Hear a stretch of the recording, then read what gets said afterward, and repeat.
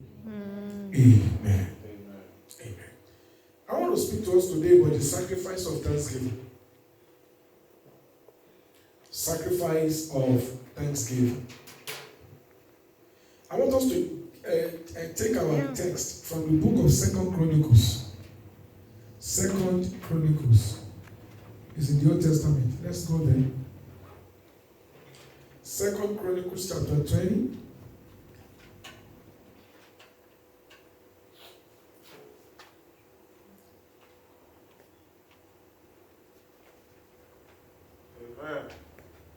In 2 Chronicles, the Bible tells us about the story of a king called King Jehoshaphat. Jehoshaphat is the king of Judah. But at a particular time, some people gathered together, and their intention was to come and take over the land of Judah. So somebody came to give Jehoshaphat the news that some kings are coming, and their intention is to come and take over the land of Judah. And so when Jehoshaphat heard these things, he became afraid. Now let's read. I will read from verse 1. 2 Chronicles chapter 20. 2 Chronicles chapter 20. I'll read from verse 1. And it came to pass after this also that the children of Moab and the children of Ammon, and with them other beside the Ammonites, came against Jehoshaphat to battle. Then there came some that told Jehoshaphat, saying, There cometh a great multitude against you from beyond the sea on this side of Syria. And behold, they be in Hazazon Tamar, which is Engedi. Verse 3. And Jehoshaphat feared. I want us to mark that word. Jehoshaphat feared. He was afraid of the news he had, because these are great kings that are coming to fight against him and the people of Israel. And Jehoshaphat feared and set himself to seek the Lord and proclaim a fast throughout Judah. And Judah gathered themselves together to ask help from the Lord. Even out of all the cities of Judah, they came to seek the Lord. Now let's read on. And Jehoshaphat stood in the congregation of Judah and Jerusalem in the house of the Lord before the new court, and said, verse 6, O Lord God of our fathers, are you not God in heaven? And ruled not thou over all the kingdoms of the heavens? And in your hand is there not power and might, so that no one is able to withstand you? Art thou not our God, who did drive out the inhabitants of this land before thy people Israel, and gave it to the seed of Abraham, thy friend, forever? Verse 8. And they dwell therein, and have built thee a sanctuary wherein for thy name, saying, If when evil come upon us, as the sword, judgment, pestilence, famine, we stand before this house and in thy presence, for thy name is in this house, and cry unto thee in our affliction, then thou wilt hear and help. And now behold, the children of Ammon and Moab and Mount Seir, whom thou would not let Israel invade when they came out of the land of Egypt, but they turned from them and destroyed them not. Behold, I say, how they reward us, to come to cast us out of your possession, which thou hast given us to inherit. Now, when you look at all those things that Jehoshaphat was praying about, you will get an insight that Jehoshaphat was telling God that, God, you are the king of all the earth. There's no nation that is too big for you to subdue. He said, God, don't forget that this land that we are, you gave it to your friend Abraham, who is our father. And you said to him that land you are going to give to his descendants forever. He said, God, now listen, because he mentioned them. He said the children of Ammon and Moab and Mount Seir, they have gathered together, and their intention is to come and uproot us from the land that you have given to us. He said, oh God, are you going to keep looking at them? Will you allow them to take us from the land that you have given to us? Will you allow the enemy to dispossess us of what you have given to us? That's what Jehoshaphat was saying. And then let's go ahead to verse 14.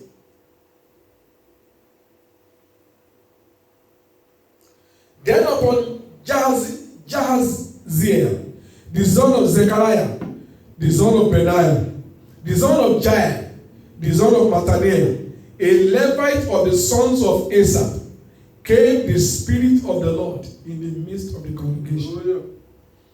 And he said, Hearken, all ye Judah, and you inhabitants of Jerusalem, and you King Jehoshaphat, thus saith the Lord unto you, be not afraid, not dismayed, by reason of this great multitude, for the battle is not yours, but the Lord's. Verse 16. Tomorrow, go ye down against them. Behold, they come up by the cliff of Ziz, and you shall find them at the end of the brook, before the wilderness of Jeruel.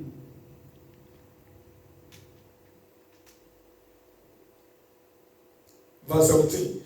You shall not need to fight in this battle. Set yourself, stand ye still, and see the salvation of the Lord with you, O Judah and Jerusalem. Fear not, be not dismayed, for tomorrow go out against them, for the Lord will be with you. Verse 18. And Jehoshaphat bowed his head with his face to the ground, and all Judah and the inhabitants of Jerusalem fall before the Lord, worshiping the Lord. And the Levites, of the children of Kohathites, of the children of the Kohathites, stood up to praise the Lord God of Israel with a loud voice on high.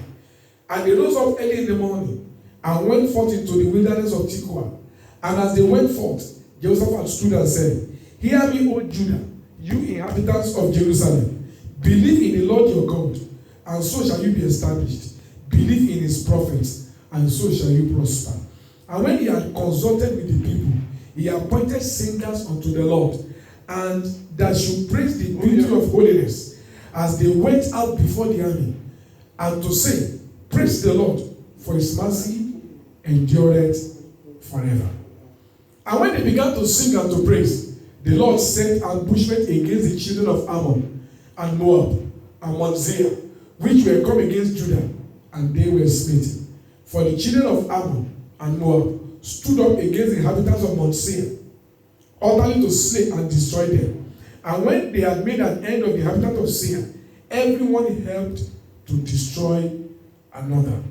And when Judah came towards the watch, towards the wilderness, they looked unto the multitude, and behold, they were dead bodies falling to the earth, and none escaped.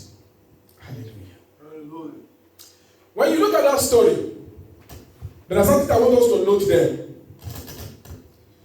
The land that the people of Judah are staying was given to them by God. Yeah. And that land represents the promises that you and I, we have in the scriptures. Yeah. There are promises that God has given us in his word. There are things that God has promised that he will do for us. Yeah. There are things that God has said will never come around us. There are things that God has established that is ours as covenant with God. Yes. So just like those people, Moab, Mount Seir, just like they gather together to come and fight Judah, to come and fight Jehoshaphat, so that they can dispossess them of their covenant land. In the same way, the enemy is always making effort to see how and whatever he can do to make sure that you and I, we are taken out of our covenant with God. Yeah. And that's why each of us, we have to say to ourselves, even when it looks as if the enemy is attacking us from left, right, and center, even when it looks as if the enemy is making us to think that whatever God has promised us cannot come to pass, I want us to learn to do what Jehoshaphat did. What did he do? Jehoshaphat reminded himself. He said to himself, he said, God gave us this land. And God that gave us this land is mightier than the enemy that is coming against us. Yes. That is the number one thing. that each of us have to convince ourselves of. You have to sit down. You have to assess your situation. And you have to find a way to convince yourself that God has given me this covenant. And the God that gave me this covenant is not weak. He can bring to pass whatever he says. Jehoshaphat, he said, God, see these people, the Moabites, Mount Seir, all of them that are coming. God, we are not able to face them because we are small compared to them. But God spoke through one of the sons of the priest. He said, don't be afraid. The Lord will fight for you. Do not be afraid. The Lord will fight for you. God is telling somebody, do not be afraid. The Lord will fight for you. Do not be afraid. The Lord will fight for you. Do not be afraid. The Lord will fight for you. In other words, God will settle the matter. They have not challenged you, Jehoshaphat. That's what God said to him. God said, they are not challenging you. They are challenging me. Because I gave this land to my friend Abraham. I gave him my word that this land will belong to his children forever. And they want to come and dispossess you. They are not challenging you. They are challenging me. And I will fight them. That's what each of us have to always remember. Whenever we are face to face with oppositions, whenever we are face to face with challenges that threaten God's covenant, you know what the Bible says.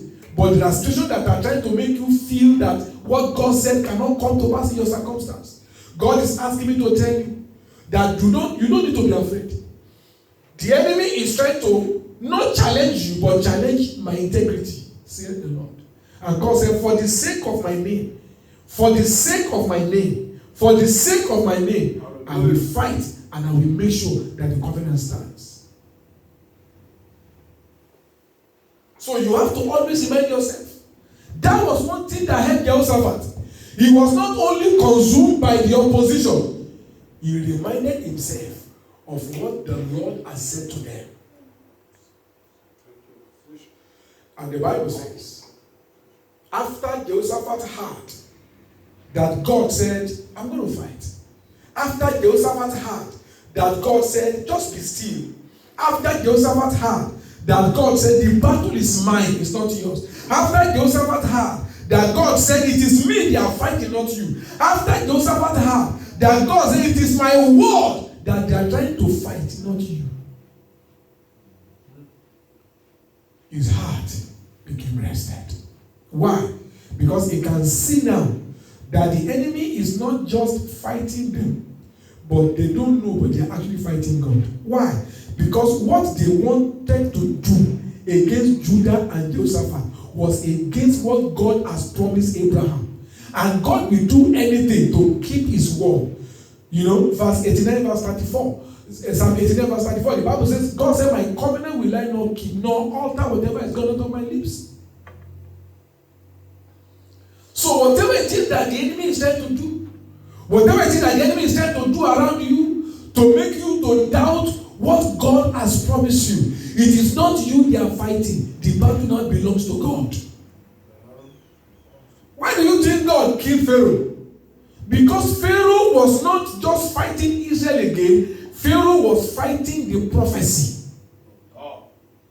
God had spoken to Abraham that your children's children, they will be strangers in a foreign land. And after 400 years, I will bring them out with a mighty hand. God had given his word to Abraham. Apart from that, when God appeared to Moses, God said to Moses, I am bringing the people out of Egypt. That is the word. So any action from anybody to keep the people of Israel in Egypt, when God said it is time for them to leave Egypt, those people are not fighting against Israel. They are fighting against the God who gave the covenant concerning Israel. So the point is, what are those covenants that God has given concerning you? He asked me to tell you today that the enemy is not fighting you. The enemy is fighting God. Because God has a purpose for your life. He has his word upon your destiny. So anyone anyone or any power that want to say that what God has said will not come to pass, they will have God to contest with, not you. Because the battle belongs to God. When what the enemy is trying to do is to make the word of God not to come to pass. So what has God told you? What has God spoken to you in His word? Which vision has He shown you? What have you gotten from the Lord? Those are the covenants of God. And any power that want to fight that covenant, they are not fighting you.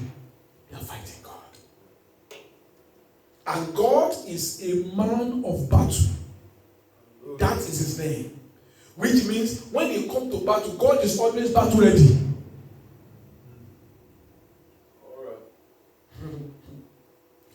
But Jehoshaphat did something that I want us to do. Jehoshaphat, after he heard from God, after he knew that God said, I'm the one that will fight, those people who are coming, they are not just coming to fight you, they are coming to fight my prophecy. After Jehoshaphat had that word of assurance, what did he do? He consulted with the leaders of Judah, and they said, you know what? Let us set the musicians to be in the forefront, and then the soldiers will be at their back. So what they did was they began to praise God. It's not easy to praise God in the face of opposition, especially opposition that is mightier than you. Yeah.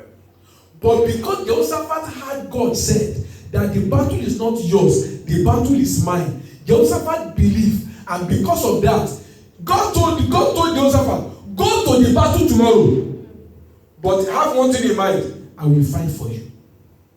So as they were going to battle, he positioned the musicians ahead. Yeah.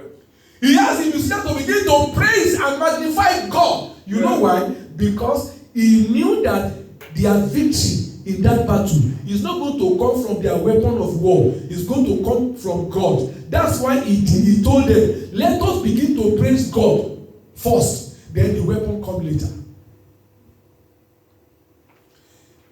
Now, the thanksgiving he was doing is a sacrifice. Why? Because sacrifice is something that costs you something. Whatever doesn't cost you anything is not a sacrifice. Whatever does not cost me anything is not a sacrifice. When you are thanking God when everything is good, that's not a sacrifice. You are feeling good, so you are thanking God. That's not a sacrifice. But when you thank God, when you are face to face with opposition, when you thank God, when you are facing fire of the enemy, when you thank God, when it doesn't look like everything will end well, then you are offering sacrifice because you are giving God something precious out of nothing. When we look at 2 Samuel, let's go to 2 Samuel. 2 Samuel chapter 24. When 2 Samuel 24, verse 24, when David was going to offer sacrifice, when he was going to offer sacrifice, and the place where he wanted to use, you know, because David is a king, so the people want his favor. The man that owns the land that David wanted to use as a place to build the altar wanted to give him for free. But look at what the king said. 2 Samuel chapter 24, verse 24. And the king said unto Aroah, okay, now.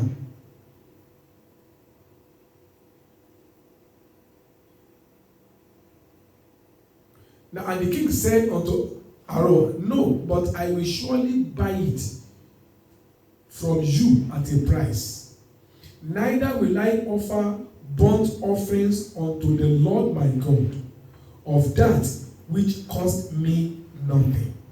So David bought the threshing floor and the oxen for 50 shekels of silver. Did you see that? David said, no. If I'm going to offer sacrifice to God, it must cost me something. If I want to offer sacrifice to God and it costs me nothing, then the sacrifice means nothing.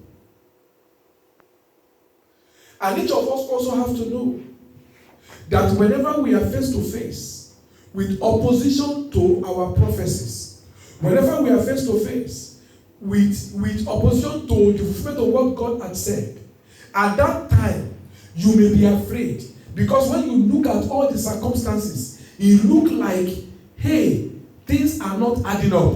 It looks like things are not going to come to pass the way God has said. But when you remind yourself that God that speaks is mightier than the enemy, and then you now decide in your heart that, you know what, I believe that God will fight for me, and then you begin to give God thanks, and then you begin to give God praise, that is a sacrifice.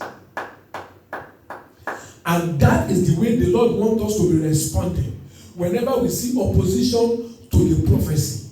Jesus said that by the stripes, Peter said, by the stripes that was beaten on Jesus, you have been healed. So if anybody has any sickness and you are a believer and the sickness is threatening your life, and you look at the scripture and say, but Jesus has already taken the stripes for my healing, you know that the sickness is facing you as an opposition. But the prophecy says that you have been healed by the stripes of Jesus. You cannot make up your mind and say, you know what, I am going to thank God, I'm going to praise God, because I believe that God is faithful to bring to pass His word in my life. And so you are going to thank God despite the sickness, believing that God will heal you.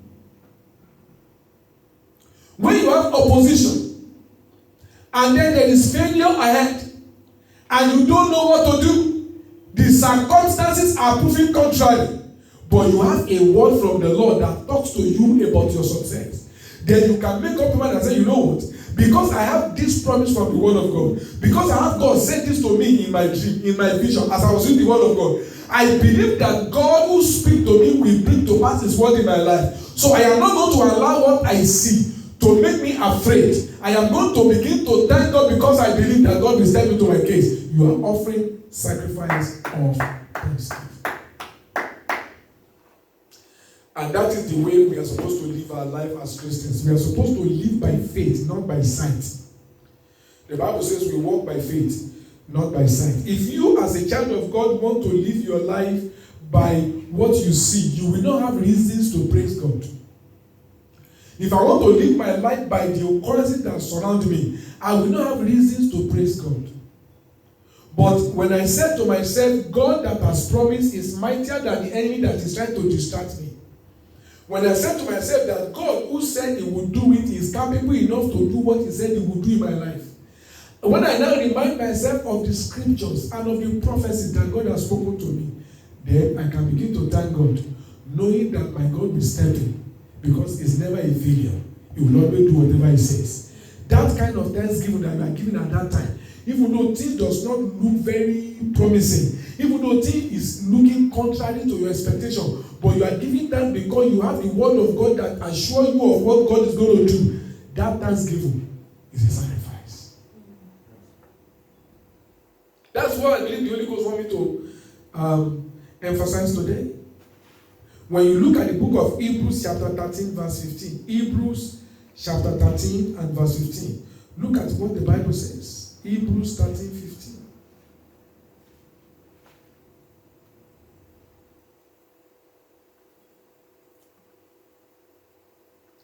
Hebrews chapter 13 verse 15. The Holy Spirit is speaking to us. He said, by Him therefore, let us offer the sacrifice of praise to God continually. Not sometimes, continually. Offer the sacrifice of praise to God continually. That is the fruit of our lips, giving thanks to His name.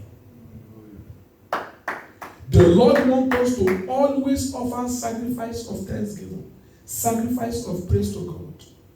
You know, that is God's desire. That is God's expectation. That is what God wants to do. That's what God expects from us. He expects us to always offer sacrifices of praise.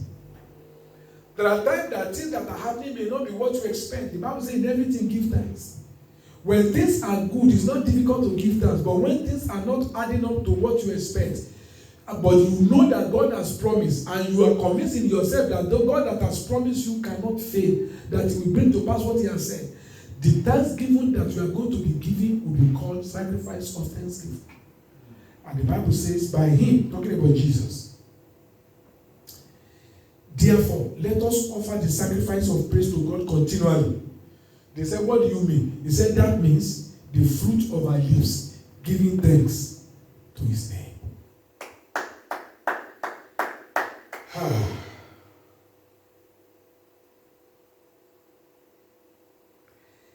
Psalm 107 verse 22. Psalm 107 verse 22.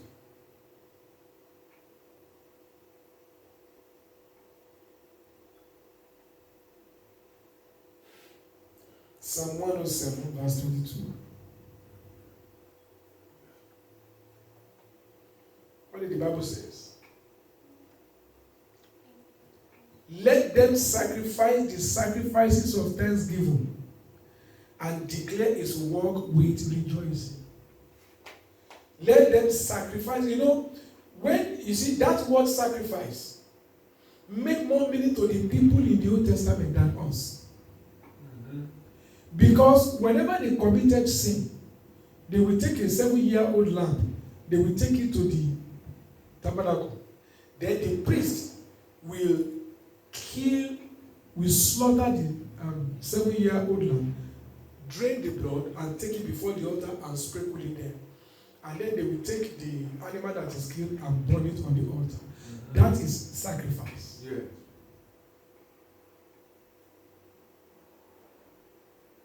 You remember when Solomon was going to worship God? The Bible says he sacrificed 1,000 burnt offerings. So they know what sacrifice means, because sacrifice means something that costs you something. And God began to speak to the people of Israel and said, listen, I know you offer to me sacrifice of animals, but I want you also to know that I desire sacrifice of thanksgiving. I desire you to offer unto me thanksgiving as a sacrifice. Not just your money, but your thanksgiving. Not just your money, but your praise.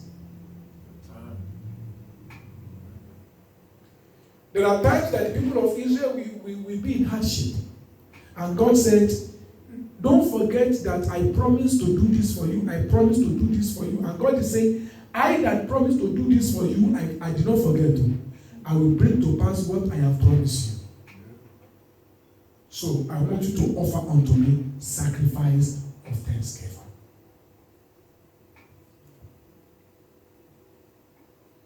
The scripture that I want us to use to pray is found in Isaiah chapter 61. Isaiah chapter 61. Because you see, offering sacrifice of thanksgiving is not natural. It's a supernatural desire. It's a supernatural thing. Isaiah chapter 61, open your Bible to it. Let's read verse 3.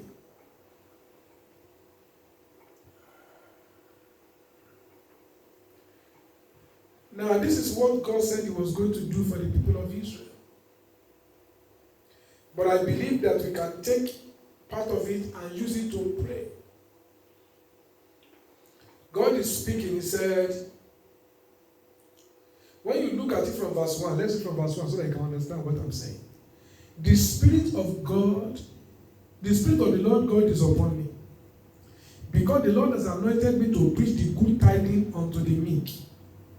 He has sent me to bind up the brokenhearted, to proclaim liberty to the captive, and the opening of the prison to them that are bound. Verse 2. To proclaim the acceptable year of the Lord, and the day of vengeance of our God, to comfort all that mourn. Verse 3. To appoint unto them that mourn in Zion, to give unto them beauty for ashes, Oil of joy for mourning. And this is where I'm going. Garment of praise for the spirit of heaviness. Hallelujah. Many a time, some people say, I don't know, I just feel down. It is the spirit of heaviness. I don't even feel like going to church. It is the spirit of heaviness. Yeah. I don't even feel like reading my Bible. It is the spirit of heaviness. Yeah. I don't even think that God is faithful to me. I don't know why. I just don't have that feeling. It is the spirit of heaviness. And one of the ministry of Jesus Christ, one of the things that God has set him to come and do in your life and in my life, is that by his ministry into our life, he will give us the garment of praise instead of the spirit of heaviness. Yeah. That's one of the ministry of Jesus Christ. Is to give us the garment of praise. So that you just be finding yourself praising God. No matter the circumstances, you find yourself praising God. You know why? Because God can never fail. God does not fail. God is not late. Even when it looks as if it will never come to pass, God cannot be late by one moment. Whenever he says he's going to do something, is when he's going to do it. Whatever God said he's going to do is what God is going to do. Hallelujah. So what we are going to pray for is that, Lord, give me the garment of praise. Let the spirit of heaviness lift from me. Deliver me this day from the spirit of heaviness. What the spirit of heaviness does is to make you think the worst about every situation. Mm-hmm. What the spirit of heaviness does is to make you think that what God has said cannot come to pass. Mm. What the spirit of heaviness does is to make you not see what God is doing. But you are delivered out of that spirit this day. Amen. In the mighty name of Jesus. He said to appoint unto them in Zion, to give unto them beautiful arches. That's part of the ministry of Jesus Christ to you and I. The oil of joy for mourning. The garment of praise for the spirit of heaviness. God wants to transform your life. God wants to transform my life. God wants us to continually wear the garment of praise 24/7 every day of our life. Yeah. Whether you have money in your pocket, praise God. Yeah. Whether you have seen the manifestation of what God has said, praise God. Whether you have not seen it, praise God. Because you know that if God has promised it, then God will do it. Many times what God promised, because it's not physical, many times we think in our head that it's not going to come to pass. Many times because what God said is not what you can easily touch. We don't think that it can work out in this